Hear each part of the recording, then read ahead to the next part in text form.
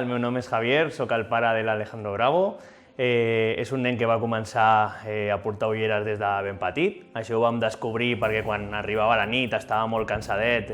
Vèiem que a l'hora de veure la tele els ulls com que se li anaven una miqueta. Van començar el procés de posar-li ulleres. Ens van recomanar fer un reforç, a part de la ullera, que amb la ullera veu molt bé. El tema era quan estem sense, que normalment és a casa o quan l'hem de deixar alguns espais perquè ell estigui sense portar-les perquè s'acostumi també. Com treballar sense? A través de diverses disciplines. Vam fer el reforç amb la DENEP, que és la CAP, la que coordina tot, i ahir vam fer exercicis amb temes de colors i de més per veure realment cada cop amb una distància més gran i hem vist l'evolució en aquest sentit, que van començar veient molt de prop i cada cop ens hem allunyat més i ell treballa molt més el que és l'esforç de centrar la mirada.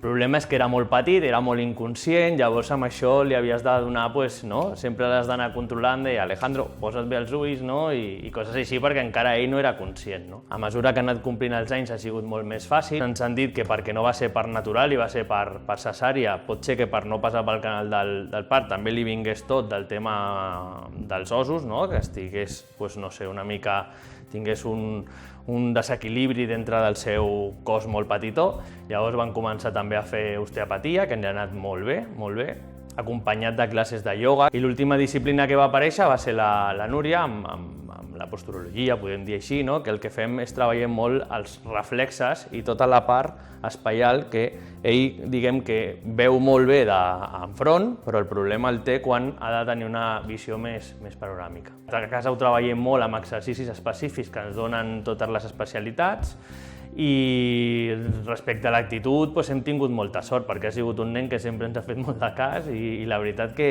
ve molt motivat perquè jo crec que ell inconscientment veu que ell també millora. Sabem que és un treball que l'Alejandro ha de fer durant tota la seva evolució, és un nen que encara està creixent molt i que encara li queda molt, però la veritat que a nivell de resultats ho veiem molt, però sobretot, més que per al que veu la gent, per al que nosaltres veiem que veu ell, que és l'important, que ell es veu una evolució i que cada cop controla molt més i ara ja estem notant inclús que és ell el que corregeix directament quan li passa.